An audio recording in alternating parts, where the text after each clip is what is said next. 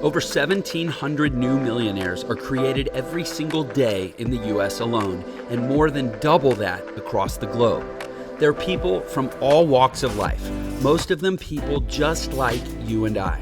So the big question is this: how are so many people who didn't inherit money or have any special advantages overcoming the odds and becoming millionaires? That's the question, and this show will give you the answers. My name is Jeff Lerner, and welcome to Millionaire Secrets.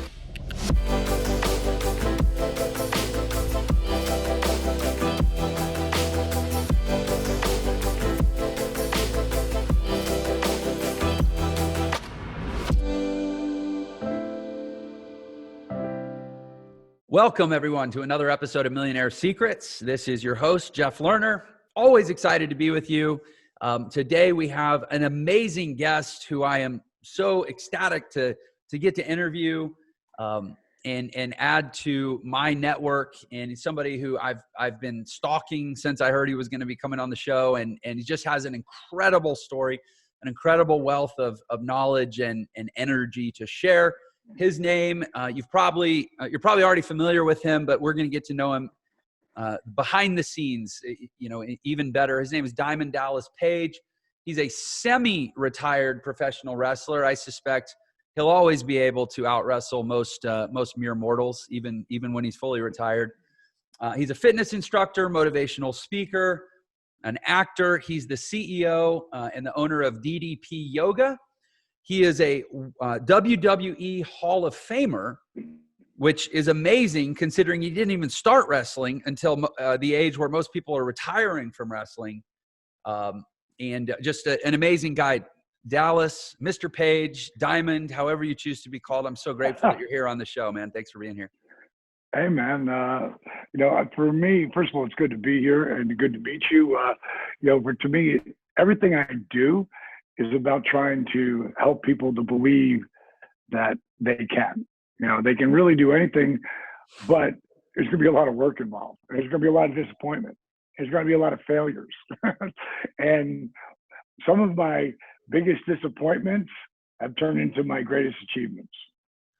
Yeah, you mentioned that word believe. I know that we have a mutual friend named Evan Carmichael who I had him on my show, maybe it's been 6 or 8 weeks, and he said it simply that the biggest problem in the world is that people don't believe in themselves. That seems to be a pretty common theme with our the guests I have on the show and just really successful people in general, is this deep reservoir of belief in their own potential that doesn't necessarily have to come from anywhere except the simple fact that you are a created human being, right? How did you, and we'll get into your story where you embody this belief, but first of all, how do you think you came by what to most people seems like a pretty insane level of belief in what you're capable of? God, I think it's at a very early age, I learned the benefit of work ethic. And it came because I got hit by a car when I was 12 years old. I walked out right in front of it. I was talking to my buddy, like my ADD, dyslexia, all that, paying attention to something else. When I should have been paying attention, was right in front of me. And I walked out and I got hit by a car, hit my right knee, my face bounced off the hood. I flew 42 feet from point of impact. Wow. And I was 12 years old at the time. I've been playing football at that time for 3 years, and hockey, a little bit more than that. And to me, I was going to be a defensive end for the New York Giants or the Dallas Cowboys. I mean, that was my dream as a kid. Also loved wrestling. Also dreamed about maybe doing that as well.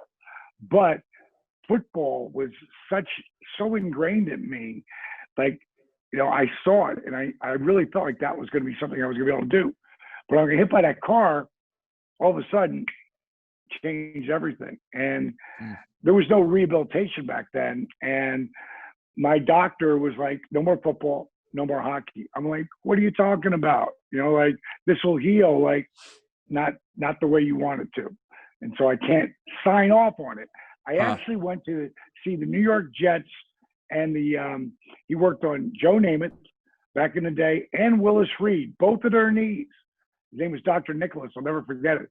I convinced my mom to take me to New York and meet with him. And he said, you're never going to be Joe Namath. You're never going to be Willis Reed. And you should hit the books. Well, I was also dyslexic. I mean, I was reading at a third grade level at the age of 30. And so that wasn't an option. I was just trying to get through school and be an athlete. And so I was forced to play basketball because that was a game I wasn't really good at. But I figured, well, they won't let me play football or hockey. They'll let me play basketball, though. And I didn't make the team in 7th grade. 8th grade, I sat on the bench. And I had never sat on the bench in my life. So I swore that would never happen again. And this went down the park. And I was there every day from morning until night. And I'd play all day, every day over that entire summer. And my game improved dramatically. And over the years, that was the beginning where I really learned that work ethic equals results. I actually, in my Hall of Fame ring with the WWE, inside the ring, it says work ethic equals dreams, exclamation point, DDP. So that was a huge lesson for me very early on. So you take this work ethic, but obviously, you still, and maybe back then they didn't have terms for it, or you didn't have clarity around it. Like you had some, I guess you'd call it like cognitive challenges, like with dyslexia, like, so did anybody ever say like, hey, this is what's going on? Like, here's how you can take your work ethic and thrive with it in, scholastically? Or was it always like, look, school just isn't my thing? No one knew what dyslexia was in 1968, right. So I had no idea. I just thought, man, I just couldn't read, and the big thing about people who are dyslexic, Muhammad Ali was dyslexic, Jay Leno was dyslexic, Tom Cruise, you figure it out. You figure out a way around it. And most people who are dyslexic can do many things at one time. Like I can do a lot of things at one time and pretty much in it. I was still scattered as a kid, but as I've gotten older, it blows my girlfriend, her name is Paige, it blows Paige's mind when she sees me doing so many things at one time, and I'm in all 4 of them, or all 3 of them. So you figure out a way to get around stuff, and you get people to help you. Like when you're going through school, like, can you write this paper? Here's what I'll do for you. Yeah. But you can't write it like you'd write it. You got to write it like 3 steps down because they'll never buy it. Right. So I just figured out ways and I cheated. I did what I had to do to get through school. But when it came to like belief in myself, everyone has been like my whole life, been telling I come from a broken family. My grandmother raised me. And that didn't come to her till I was 8 years old. I bounced around like a pinball up till I was 8 from one family to another. And the positive side of that is I became really good at adapting to my situation. I became really good. I can talk to CEOs of Fortune 500 companies and have spot on dialogue, or I can hang with my buddy Chuck Zito, who used to be the president of Hell's Angels, like in the same day. Right. So that's the part of bouncing around. And a lot of people like to hold angst. My father did this, my mother did that. They didn't do this, they didn't do that. Man, by the time I was 3 years old, my mom was married, divorced, and had 3 kids. She was 19. My brother and sister went to live with my mom. I went to live with my dad, and my mom had to give my brother and sister to my grandmother because she had to try to make more money to help support that side of the family. Me, I went to live with my dad, and great guy, big heart, but man, he couldn't even spell the word father, let alone be one back then. And then at some point, he dropped me off at my grandmother's. And I think it was around 8 years old.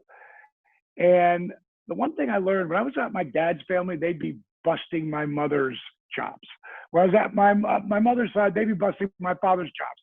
It was something I learned at a very early age. Like, you really are never going to catch me judging anyone until I get to know them or hear their side of the story or whatever. Then I'll make my own judgments. But I don't judge people by just what I hear. Like, as much as TV today tries to make that person a criminal because what they said when they could be completely innocent. Like, I don't ever like, oh my God, that guy killed those people. Like, maybe he didn't. Right. You know? And so I just learned that at a very early age. It's really helpful if you don't judge people. But people would find a way of judging me and telling me what I can't do. So I know a lot of people need that pat on the back. You're doing great. Come on, you can do this. And I think that's most people. Me, tell me I can't do something. I will prove you wrong if I want to do it. And it's not just anything. It's something I love to do. And I tell people all the time, you know, your show is called The Millionaire what now? The Millionaire Secrets. The Millionaire Secrets. In other words, everybody wants to be a millionaire mainly because they want to be, they don't want to have to, not that they don't want to have to work, they don't want to have to think about the burden. They want to be comfortable. Everybody just wants to be comfortable. They want to be happy. So in the scenario of, you know, being told I can't do something, if it's something I love to do, I'm never working to begin with.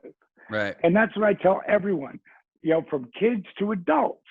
The secret is to find something you love to do and figure out a way to get someone to pay you to do it. Whether you're working for someone or you're doing your own business. To me, everything is based around doing your own business because then it's on you.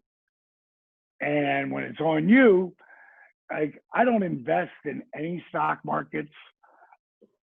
I know our stock market's doing phenomenal today, but I don't invest in that. Those companies I can't control. I invest everything back into what I'm doing or the people that are around me that I can help and help them grow. And again, everything that I'm doing, I love doing, like everything. When I was 15 years old and working in one of those burger joints, I learned, okay, I don't want to do this. And worked my way into another restaurant and then worked my way into the bar business, which is what I loved. You know, it was the booze, the broads, and the party. It was just so much fun. The drinking age became 18 when I was 17.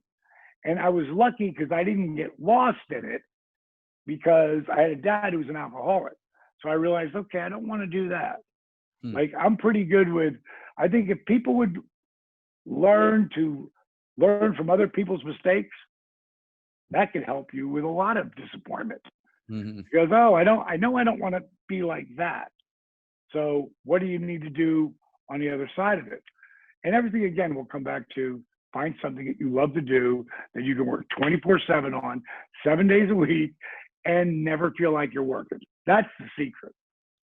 Well, it's interesting. I mean, I totally agree. And I've, the last couple of years since I started my current business, it's the hardest I've ever worked. And it's also the least I've ever worked because it's every day so much fun. Right. And I want to make sure I accent something you said that is, I think, so powerful, and it's so against the grain of sort of popular wisdom out there, which is, you said you're not a person who needs that pat on the butt or needs that encouragement. But, and my theory on that is, and this, you know, I've pulled this from some, you know, parenting best practices in psychology. I have 4 kids. I read books on like how to be a better dad. Right. And it's that's like, cool. Hey, good for you for that though. That's like learning from someone else. Yeah. You know, yeah. Like you said, a mistake that you don't have to make yourself is a really good mistake. Right. But one of the things I've really learned from parenting theory is that, like, you don't want to be the parent that's always telling your kid good job or way to go, or you made dad proud, because you don't want them to get hooked on you or anyone else as a source of belief that they can do a thing. And the flip side of that is, Because if you're the one that says, hey, good job, you got this, and they're like, oh, my dad said I've got this, I know I can do it, then the day you say, son or daughter, I'm not sure you can do this, well, they've already invested in believing you when you told them they could. So now they're going to be invested in believing you when you tell them they can't. And either way, they've given away their power. Right. And right. So I'm curious, why do you think you became, I mean, I got to imagine that's part of your success is you don't need their approval and thus you don't care about their criticism. How do you think you became that way? Because that wasn't popular parenting theory 40 years ago. Well, I'll go back to playing basketball. I mean, I sucked. Yeah. Guys would tell me like, dude, this sport's not for you. And I knew that if I put my mind to something, I can work my way into doing anything. And at some point, things did start to get better. And I did start, before you know it, I wasn't the last guy picked. Right. I was the sixth guy picked. And then I was picking the teams. And then I was one of the best guys in that area. So I'd hitchhike down the street and find ball players that were really amazing and play there. When then again, I'm one of the last guys picked. And right. I worked my way up by my work ethic and talent. You have to have some kind of talent to go when it comes to any kind of athletics. But work ethic will beat talent every time talent doesn't work hard. And so again, that was ingrained in me from my own there's a poster right behind me. You can see it says The Resurrection of Jake the Snake. And Jake the Snake is a very, very famous professional wrestler from the 80s and early 90s. And Jake was a really good friend of mine. Met him in my bar that I had in Florida at one point. And then I just loved this character. He was like so believable to me as a fan. Like that other stuff's wrestling, but that Jake guy, that cat's real. And bottom line is we would become good buddies. When he came when I started to wrestle and he took me under his wing and he really helped me, and he would say, now what happened is he hit as high as you could hit. And then the booze, the pills, the coke, the crack, and and I was with him over that period too, but I couldn't help him.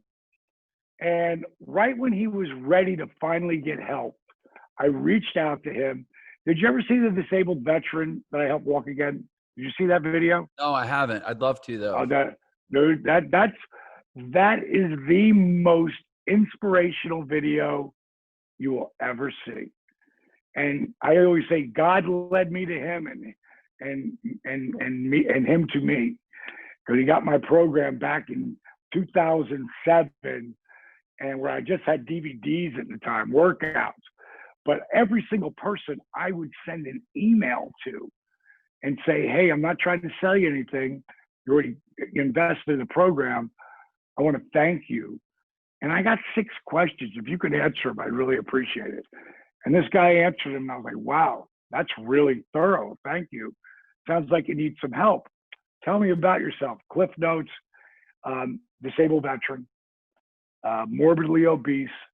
And this is where he really got me. He said, relegated to thinking of myself as a piece of furniture. And I was like, wow. I said, send me some pictures. And he sent me the pictures. And he's 297. He's 5'6", belly. He's got the canes. He's got the knee brace and the back brace. I hadn't walked without those aids for over 15 years. And that was a guy helped turn his life around. And the video is just unbelievable. I guess I'll make sure you get it so you can put it. Yeah, I want to put it in the description link here. Yeah, and a lot of people will go, God, I've seen this before. Jeff, when I tell you it's got between what we have on our YouTube sites and Facebook sites and what people have taken and used, over 500 million people have seen this video. Like I inspired one guy and he inspired millions. And I sent that video to Jake and I said, listen, bro, I really think I could help you if you were willing to take the help. And he was finally semi-ready. And he saw the video and I started working with him and I moved him into my house. I was moving from LA to Atlanta and I was single at the time. And I moved him in and I said, I'll take care of everything. Because without Jake, I didn't have the big house.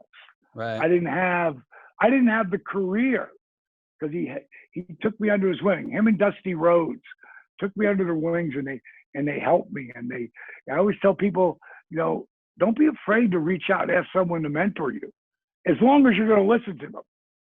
Don't let them talk to you and then you don't do what they're telling you to do. Like there's a reason, and so took them both under, they took me under their wing. And Jake, I always wanted to pay him back. I took care of Dusty on numerous occasions. I loved him like a brother. Jake, I wanted to pay him back. And I moved him in my house. I took care of everything.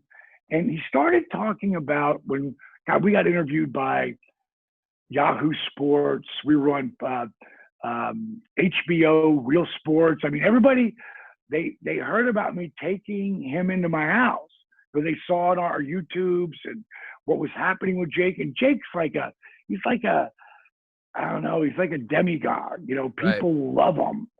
And at one point we're doing interviews and he starts saying, the program, the DDPY program, it's not just a workout. It's a lifestyle. It's a way of eating clean food to help clean your body out, clean your brain out, and Motivational Mondays and all those you can do this videos that we do, all of those. Like, if he can do this, what could you do? And Jake would say, I get confidence from the program. And I'd heard him say it so many times after one of the interviews. I said, what do you mean you get confidence? He said, well, when you first got with me, I was over 300 pounds. I mean, I've never been anywhere near that. And it was humiliating. And when I lost that first 10 pounds, that was a win for me. And I had to win 20 years. And then I lost some more. And then I didn't think I'd ever be able to do the workouts. And you made it. I make it so that DDPY meets you where you are. So, our workouts start in bed. You can't get out of bed? I got 3 workouts that help you get out of bed and sit in a chair and do the workouts in a chair. And I'm going to show you how to jack your heart rate up and get in the fat burning zone sitting in a chair. And then stand up and hold on to a chair. And that's really where Jake was starting, holding on to the chair, because he can walk, he can move around, but he couldn't stay, in positions that I'm going to put you in that help you not just get flexible, but break up scar tissue to help alleviate pain, help you get more mobile, but also not just stretch, but strengthen muscles, ligaments, and tendons. So he's getting this confidence. And I think that's the biggest part of what my program is all about, is helping people get confident in themselves. So when I leave that basketball back in the day and I become one of the best players in our area, I got this inner confidence that no one can shake. And when you're confident, you've got it all right there. Like, men think that women want a guy who's got the great body and super handsome, and of course they do. But you see this other guy and you're thinking, how did he get her? Well, that guy's got ridiculous confidence. Like, he knows who he is. Yeah. And again, that's all the stuff. So I'm all about patting people on the back. It's one of the things that when people tell me how I'm doing God's work and blah, it's like, I don't even want to hear that. And I don't want to be rude to anybody, but I just kind of let that. I don't need to hear how good I'm doing and helping people. It's happening. Like, I feel it. I see it every day. Right. I see it all day long. It's such a humbling experience, and when I find now that I really realize that it's about giving people confidence. Mm. The confidence that allows them to shake off, you know, the drama that comes with life. So, I mean, first of all, yeah, I completely agree. And by the way, I am one of those guys who people are like, how did that guy hook up with that girl? Because my wife is stunningly gorgeous, like totally out of my league, except she'll tell you somehow I never got the memo that she was out of my league. So I just acted like it could work, and it did, you know, like confidence will get you a long way in this world. That's for sure. So I want to talk more about DDP yoga. Frankly, I'm like genuinely interested in it as a potential customer. I'm like, dude, I'm 41. I love the gym, but I'm starting to stiffen up and everything hurts all the time. So like, I want to know more about that, but I've got to touch on the thing that I'm sure you're probably sick of talking about, but everyone in my world is gonna be like, well, how could you not ask him if I don't ask you? Which is like, tell me what happened around your mid 30s where you're like, you know what? I know I'm 35 and I'm doing this other thing, but I'm just going to go be a professional wrestler. I mean, we mentioned Rudy, like people telling you that something is a ridiculous idea. I can't imagine that everybody was like, oh yeah, that makes sense. You should go do that. So it's a little long story, but it's super entertaining. For starters, I tried to wrestle when I was 23. I had three matches. Like yes, at that tier. Yes. Yeah, I had 3 matches in 1979. I was horrible. I hadn't really learned enough to even be in the ring, but that's where you learn, in front of people too. And I hurt my knee, the same knee I hit by the car.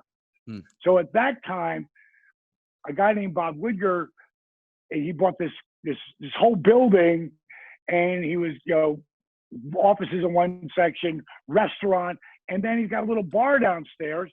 And he asked me if I wanted to turn it into a rock and roll bar. Now, I've been in the bar business since I was 18, and I love the bar business. And we opened that place up, and it rocked. And then I went to Texas. I wanted to go be the Urban Cowboys down there. And after I saw John Travolta's movie, Urban Cowboy, I love country music. Being from New Jersey back in the 70s and the 80s, loving country music was not like the most popular thing back then. Now it's everywhere. But I loved the bar business, and I got swept away into it, and having so much fun.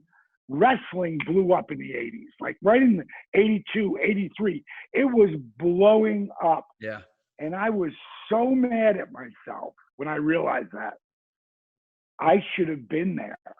Like, everything in my life said, when you put the work in, you're going to get there. But the knee injury took me out, and then I got distracted from a goal.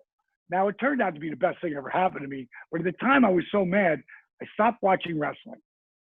And then one day I was clicking the channels, and I saw this guy, and he had this leather jacket and a do-rag and a boa, these crazy sunglasses.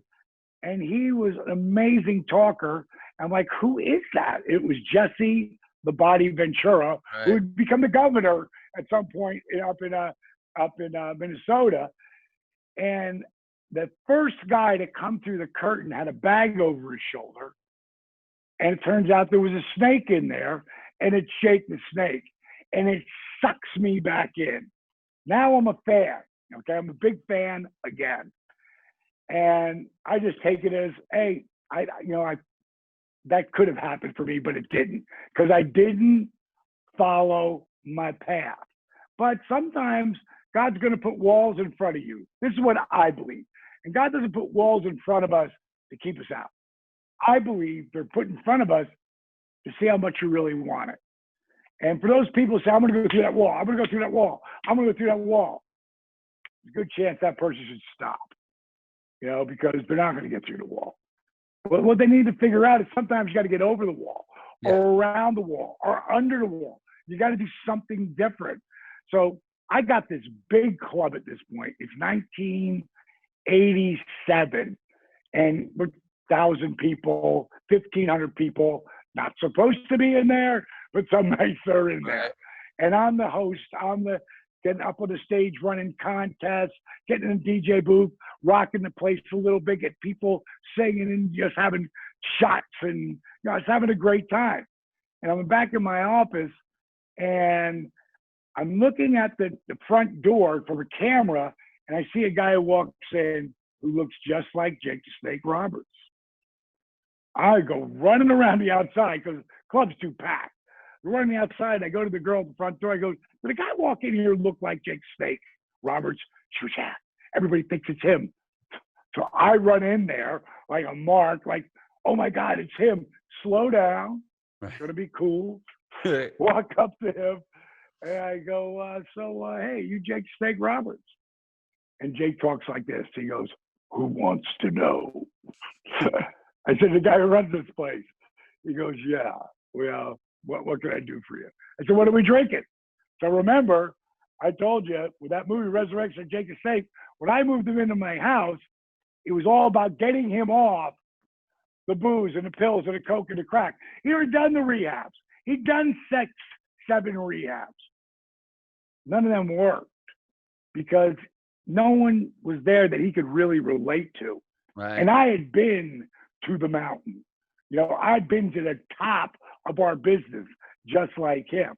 I made different choices on the way after that, which also gave him a respect that I would help him, but I also wanted to film it because I really believed that there could be a resurrection of Jake the Snake. Anybody who wants to check this out, it's not about wrestling.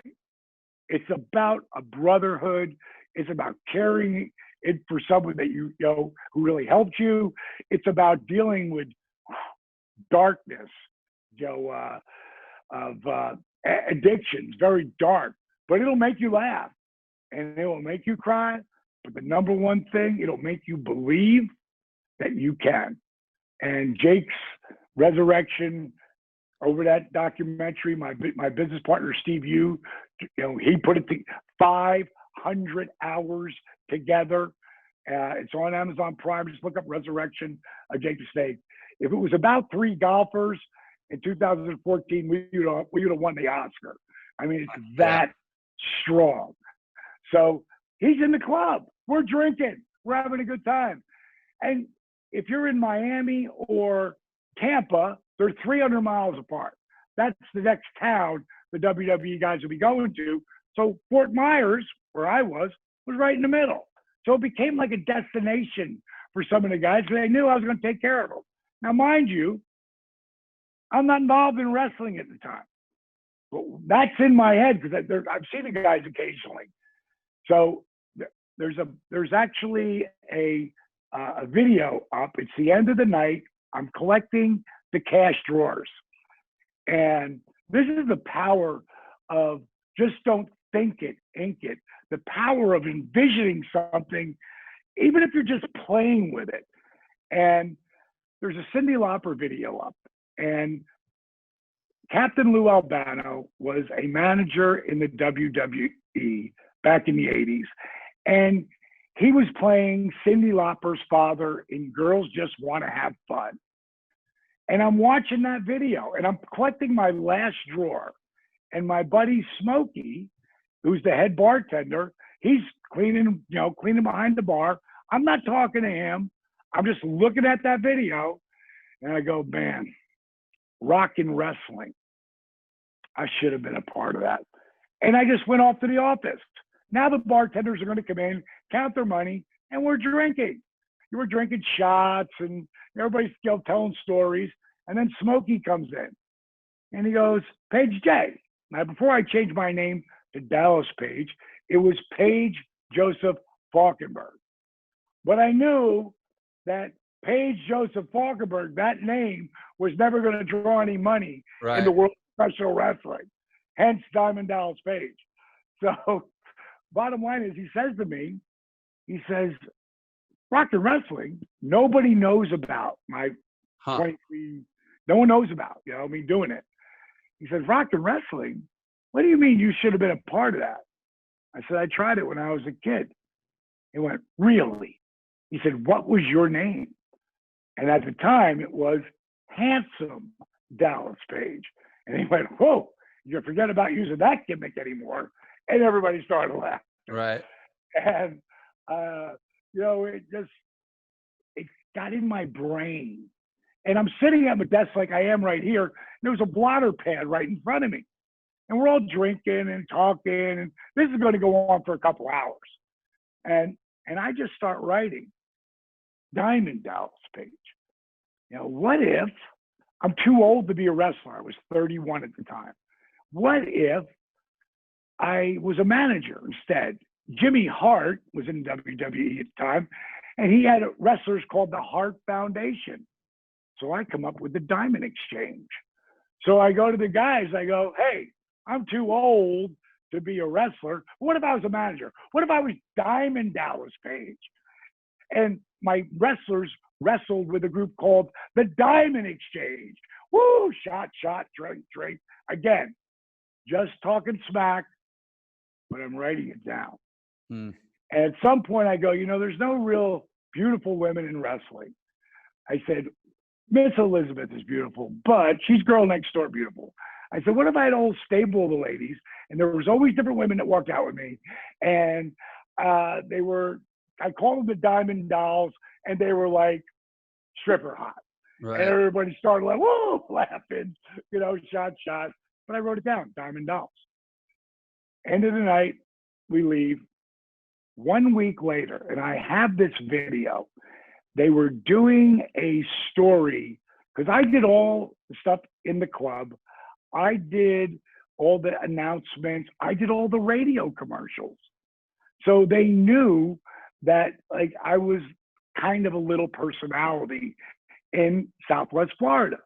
But also, I would do impersonations.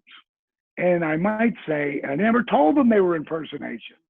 I might get through, synthesizer voice Thursday. And then, ooh, yeah, this Thursday. Ooh, hot legs contest. Yeah, dig it. Which would be Macho Man. But it sounded that they didn't know. And then I might do Jesse Ventura. I might do Hulk Hogan. Never tell anyone that was me doing it. Mm-hmm. So they want to know. So they do this story on me. They shoot me in my '62 pink Cadillac convertible. They shoot me at the state radio station. I'm wearing a WrestleMania T-shirt. They shoot me in my office. Now I'm sitting down in the chair just like this, and they go, "So where does the voice come from?" And I look down. Now, if it's not written down, it never happens. Right. If there's not a pair of white sunglasses sitting next to it, I may never say it, but they were. So I grabbed the glasses and I put them on. And I said, the voice comes from Diamond Dallas Page, Daddy. I was born to be a professional wrestling manager. And I took them off and we kept doing the interview. Someone saw it. So I always tell people, I don't care what it is. You never know who's watching you. You never know. Yeah. And someone who could change your life could be watching you, but you're a jerk off that day. You're not a good person. You don't deal with something. You may not be on your game, or you just might be that person. That other person is never gonna help you. But if they see something in you, and they see work ethic and drive and passion and belief that this is what I want to do, and they'll want to help you. So a guy calls up, I don't even know, and he says that I'd like to talk to Diamond Dallas Page. And the girl at the front door calls me in the back office. She goes, there's someone's on the phone for Diamond Dallas Page. And I pick up the phone. I go, hello? And he goes, hey, this is Smitty from Smitty's Radio, blah, blah, blah. And I want to bring you on I do a show 3 times a week. And I would love to bring you on. I'm mainly a boxing show, but I'm bringing on wrestling. I'd love to have you on as my professional. I was like, bro, I don't really do it. I was making all that shit up. And he's like, okay, but I still would love to have you on. I go, bro, I really don't know. He goes, well, I'm going to have Captain Lou Albano. Now, what's the odds of that? The same guy I'm watching in that video is going to be on this show. I've loved this guy since I was a little kid. And he says, Lou's going to be on the show. I'm like, do I get to talk to Lou? He's like, absolutely. I go, I'm in. So I do the show. I do another one a month later. And he says, you know, you really got to do something with this Diamond Dallas Page thing. I'm like, Smitty, it's in my head. I don't really do it. He said, yeah, but there's something there. He said, I got a friend of mine. He used to be a boxing promoter. Now he's promoting for the AWA, which was in the Midwestern territory. He goes, you should make up a tape or something. I go, make up a tape of what? He goes, dude, you're super creative. He goes, figure it out. Here's his address. So, Jeff, I think about, okay, what am I going to do? There's no wrestlers here. Right. So I'll get a guy and I'll call him Big Bad John. Another guy, Rock Hard Rick, Killer Body. And one of the guys who works for me, he's a midget and his name is Teddy Bear. And I'll bring him out with the Diamond Dolls who work for me. They're all just good looking women who are super friendly and have a great attitude and they'll be part of the video. So I make this video and I send it to them. I get a call 2 weeks later. And the guy says, my name's Rob Russin. I work with the AWA. We want to bring you and your boys in for a tryout. But we've got one question. We like your shtick, and we've shown your videos around the office. No one's ever heard of you. Where are you guys working? Well, that's where the problem is, Rob. None of those guys can wrestle. He was like, what? Why would you send the video? I go, because it's like a secret society. No one can figure out how to get in. Those guys could train if you could set them up with a place to train, and I could manage someone else until don't call us, we'll call you. So I figure at that point, hey, had a shot, and it was over. 2 weeks later, there's a guy named Paulie Dangerously, better known today by wrestling fans as Paul Heyman. Huge star, still in WWE, because he's a talker, so he can last forever. He's also a writer, and he does a lot of producing, all behind the scenes. Paulie, who's just like me, young guy at the time, he leaves that territory and goes to a place called the NWA, which would be bought by Ted Turner, and Ted would start World Championship Wrestling. And I end up getting a call from the guy who runs the territory in the AWA, and he says, okay, Dallas, here's what we're going to do. We want to bring you and all those crazy clothes you wore. And dude, I wore zebra skin jackets, leopard skin jackets, rhinestone ties, zebra skin boots. I had holes in my jeans 35 years ago, and it was meant to be cool. So see how long ago that was. But I got an audition, and I went out there, and I brought one of the girls with me, and I just, next thing you know, I'm on ESPN, and I'm announcing. So I didn't just start at 35. I was around the business, but no one thought that I was ever going to be a wrestler. And then I worked for Dusty Rhodes in Florida Championship Wrestling, and he loved me, brought me in, he taught me a lot, but he never saw me as a wrestler. But he finally, when he went to go back to Ted Turner's organization, WCW, he brought me in to be a manager and a color commentator. And about 5 months in to my contract, between the hair, the rhinestones, the rap, the Diamond Dolls, I was taking too much attention away from the wrestlers. So in other words, as a manager, I was too over the top for professional wrestling. Right. If that's even possible. But I had 7 months left of my contract. And I realized there's a place 40 minutes from here. It's called WCW's Power Plant.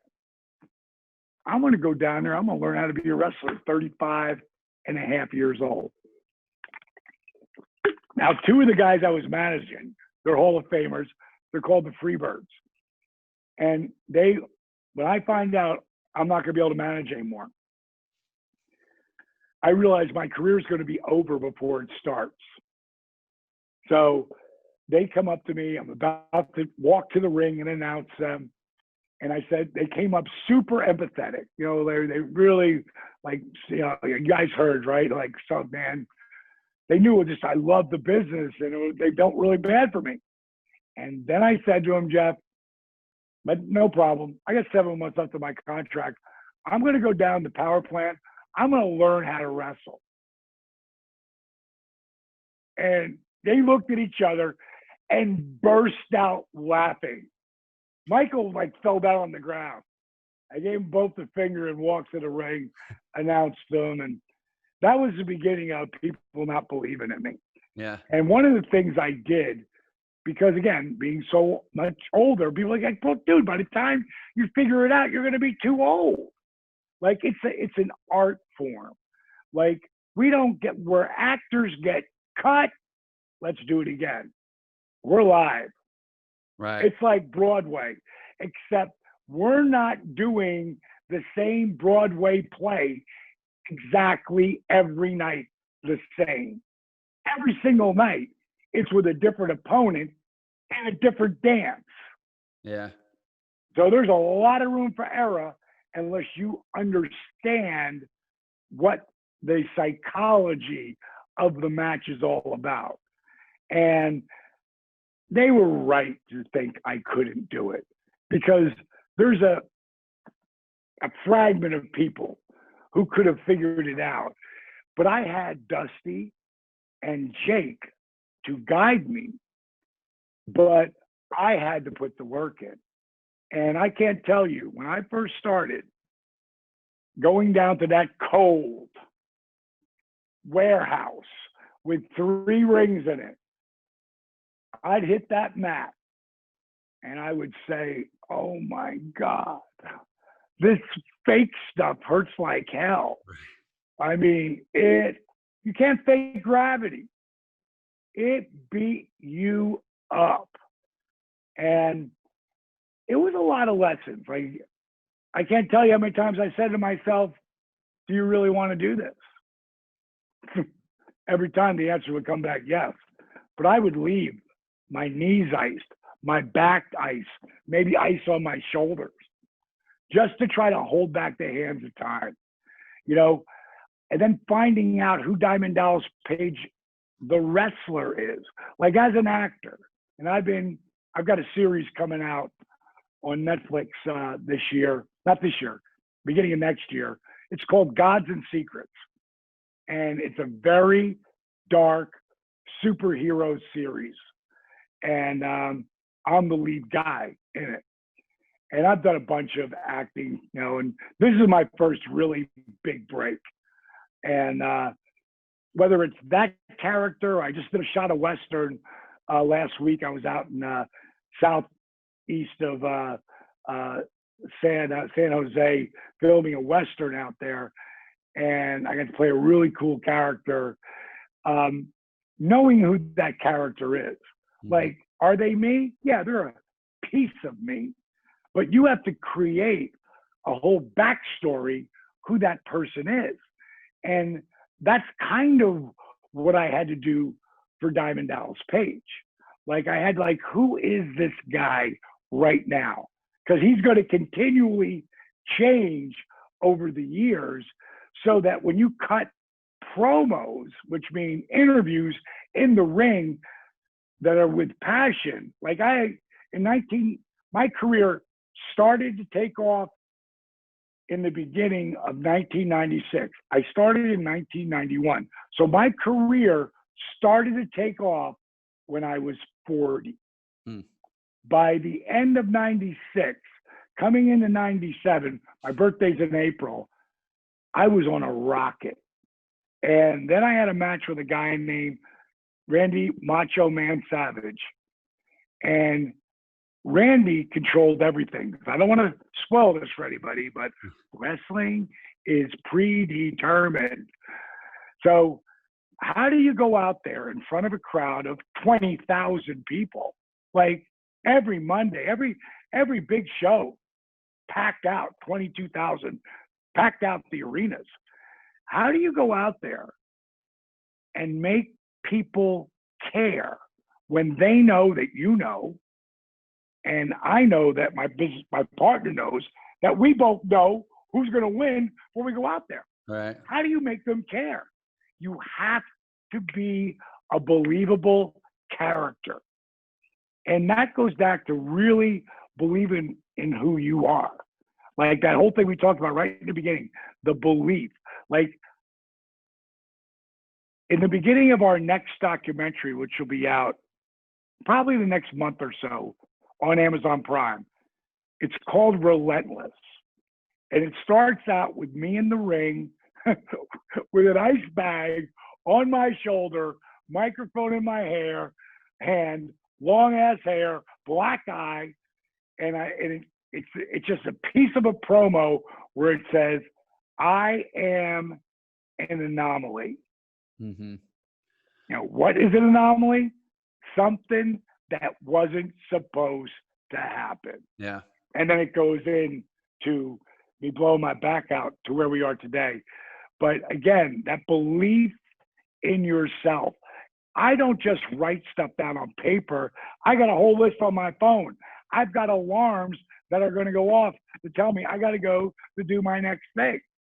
And when you live your life like that, you get so much more work done. Yeah. And you feel so gratified. You know, there's two things in your story that stuck out to me. One was a little comment you made kind of offhand, but I think it sums everything up. You said, they were right to say that I couldn't do it. But in life, you know, I talk a lot about the difference between possibility and probability.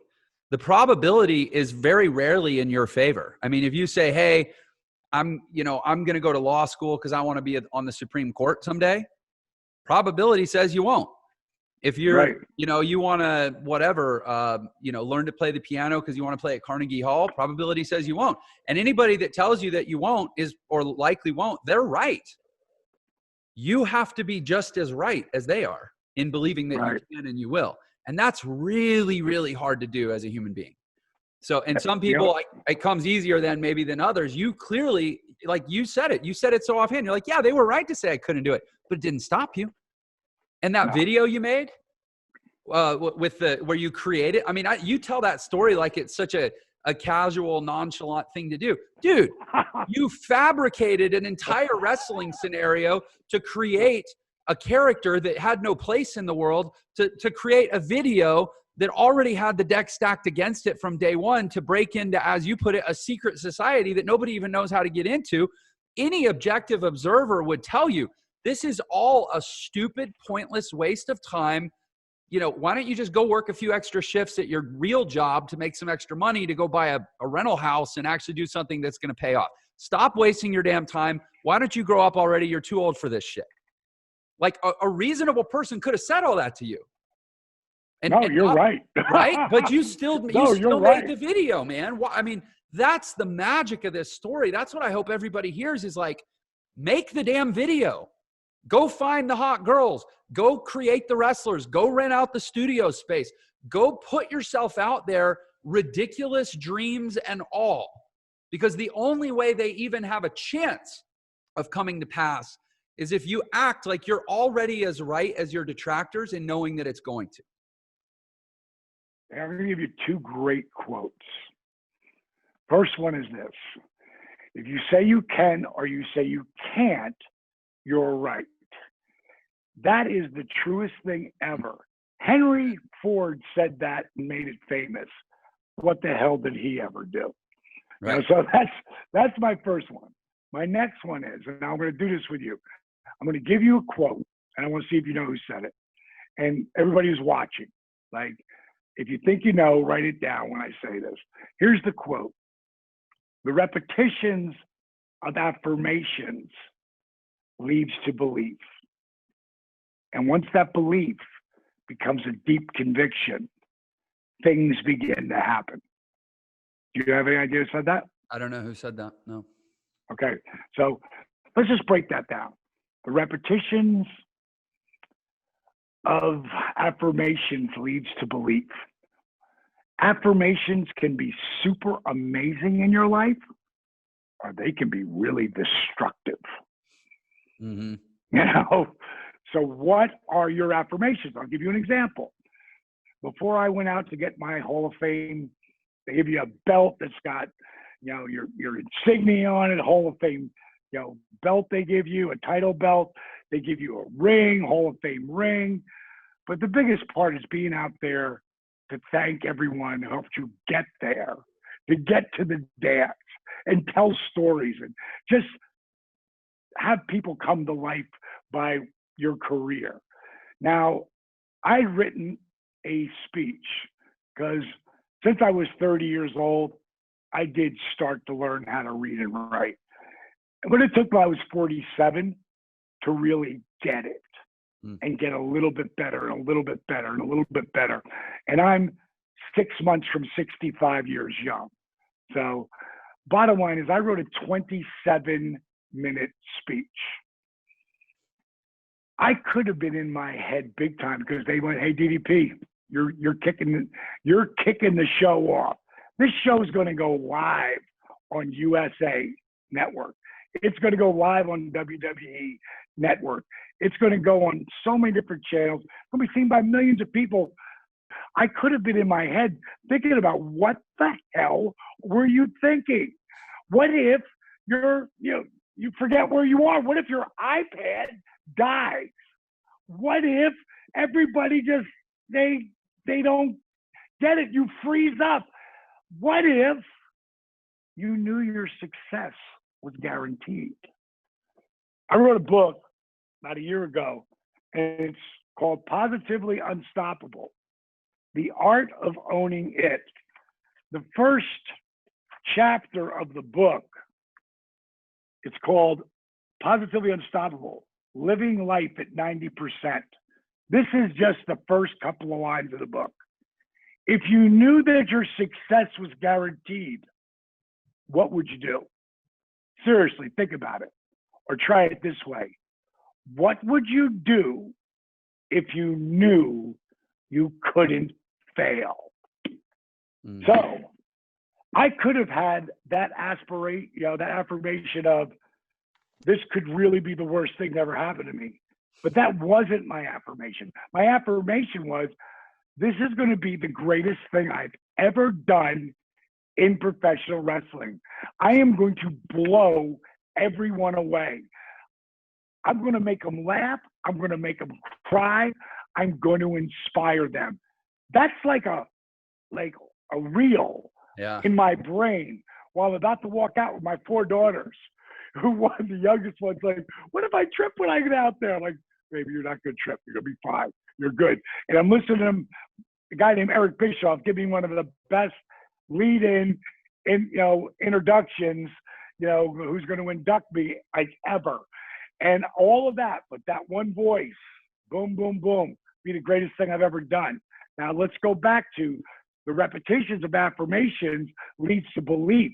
And once that belief becomes a true conviction, like deep, deep, deep, things begin to happen. Now I'm going to tell you what that guy's affirmation was. And there's like a 95% chance you're going to know exactly who said it. Now think about that. How many people's affirmations in the world over time could we possibly have known what that person's affirmation was? But this was his. "I am the greatest. I'm the greatest of all time." Yeah. So pretty. Who am I talking about? Muhammad Ali, of course. Cassius Clay. 100%. Yeah. 100%. But think about this, Jeff. And I'm going to go a little bit long here. Sure. Think about this, Jeff. How many times do you think he said that? Oh, I mean, tens of thousands, millions. God, who only knows, right? I read a book about many books about Ali, but one of them was he's been saying that since he was a kid. Yeah. In his mind, he would like, "I know we got to go some friggin' in his mind." And the more you say something, the more you own it. And Positively Unstoppable, the byline under it is the art of owning it. owning that story you tell yourself, that inner voice, the good and the bad. Forget the bad. Get off my shoulder. You don't even exist in my world.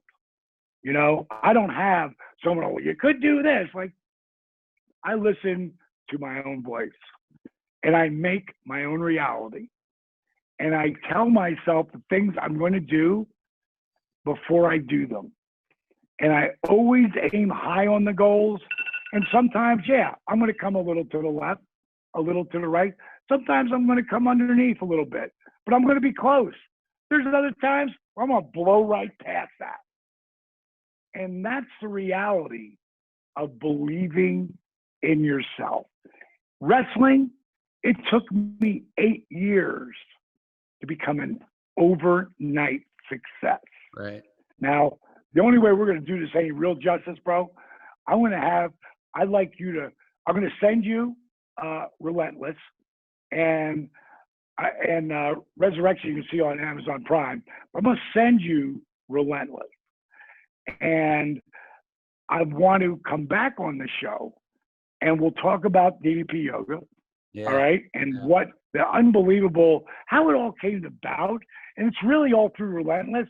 It'll give you all of those inside things. Because you listen. Like, man, that's its true secret too. Like, when I'm not talking, I'm listening. Because I want to grab those nuggets of what that person is saying. And you're really good at that, bro. You're really good at that. Thank you. Well, it just makes everything just come together. So people who are really watching, if they missed it, you caught it, and then, put that cherry on top of it. So it makes sense like that. That's the nuggets that people get to see. And, anybody can do anything they want to do within reason. Mm-hmm. But sometimes without reason. Meaning, like, there's no way you should be able to do that. And that's where I'm going to leave people hanging. That I got a company, it took 8 years for DDP Yoga, now better known as DDPY. Why am I branding it? Because everything's in the branding. Why am I branding everything DDPY? Like, the company will always be DDP Yoga, but I'm branding it DDPY. Why? Because I want people to stop calling it just yoga. Yeah. Because it's so different. And in this world, there's better than and there's less than. And the bottom line is, who's ever better than is number one, and everyone else is less than, unless they're different than. Yeah. My buddy Eric Bischoff taught me that a couple decades ago. And I was already living that, but it took me to a different level. And I won't let anybody say what we do. If they make a mistake the first time, call it yoga, I'll let it slide. But I go, don't call that again, because that's not what we do. Right. And people who do yoga would say, oh, that DDP yoga, that's not real yoga. And I tell people who do my program to say, that's what he says. Well, it sounds like we're going to need to let Ricky Bobby know, who said from Talladega Nights, if you ain't first, you're last, that you could also just be different. Right. Right. Right. Well, listen, Dallas, I'm so grateful for this time, and you really just made me feel a lot better, because I know you have to go, and my EA is meeting me at the bank right now, and I'm supposed to go too. So, but I was like, I don't want to leave this conversation. This is too good. So the fact that you just gave me an option for a part 2, and that we can leave it on a cliffhanger, that makes me feel amazing. I would love to get a copy of Relentless. I would love to have you back on the show to talk about that and about DDPY and everything you've done since wrestling, and keep this conversation going. If you're for sure down for that. Yes. I'm down for that. And I'm going to turn you on to something that you're a fitness guy. I'm going to hook you up on my app, but the thing I'm going to turn you on to is our next level of DDPY. Just another, like I said, from working out in bed to psycho extreme stuff. But I've developed something over the last 11 months, and we're about to release it. And you'll have it before, and it'll be coming out as you're talking about, and it's called DDPY Jacked. And I'm just gonna read you. I have a whole group of guys using it right now, right? And I want to know, these are guys. Most of them are weightlifters, and I want to know what they actually think about it. And so they're testing it out. And what it is, Cliff Notes is, it's BFR, it's blood flow restriction. And you put it up on your on top of your bicep. You also can wear them on your legs if you want to work your lower body as well. The strength and the density in the muscle, I can't even explain it. It's mainly used for rehab. Okay, that's how it was used. No one's ever put it into a workout before me. So I've got a bunch of these guys who are zealots who do my program. All right. Some guys do it, mix it with weights. Some of them do it just flat out. Some guys only do, period. So it's a mixture of both, of all through this. But JJ, he also loves the feeling of lifting weights. He's about 45 years old, loves the feeling of lifting weights. So he lifts 4 days a week. He does DDPY 3 days a week, right? So here's what I said, JJ, no weights for 90 days. Get all your heavy. He's he's like 315, 325 bencher at like $180, so he's a strong cat at 45. So I said, get all your highest strength, all your biggest weights and your high reps. And then halfway through, test yourself in 90 days. Let's see what happens. This is what he wrote me. And then I'll get out of here, because I'm going to send you them too. I have been lifting for 4 days a week and doing DDPY 3 days a week for the last 2 years or so. Since Labor Day, I've done nothing but DDPY jacked every day, no weights.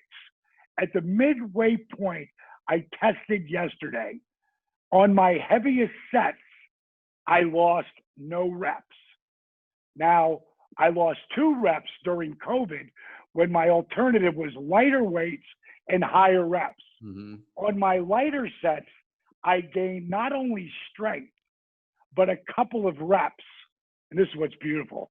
He said, massive surprise, since I've been lifting only air for the last 45 days. Wow. So I'll leave you with that. I'm excited. You're going to try them. So here's what we're going to do. We'll close out here. Yeah. And then you have my phone number and all that? I'll get it from you after we stop real quick. Okay, bro. Okay, man. Okay. Let me tie us off here. Hang tight, everyone. Thank you so much for listening to this amazing episode of Millionaire Secrets, which is now part 1 in at least a 2-part Diamond Dallas Page series. So grateful you're here. Always want to let you know you can grab your free copy of my book on the fastest way to become a millionaire, which is called The Millionaire Shortcut. Visit millionairesecrets.com/Diamond D.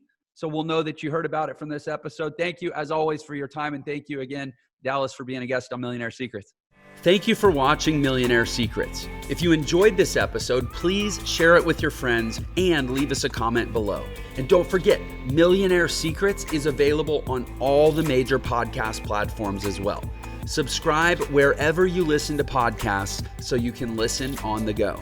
Thanks for watching.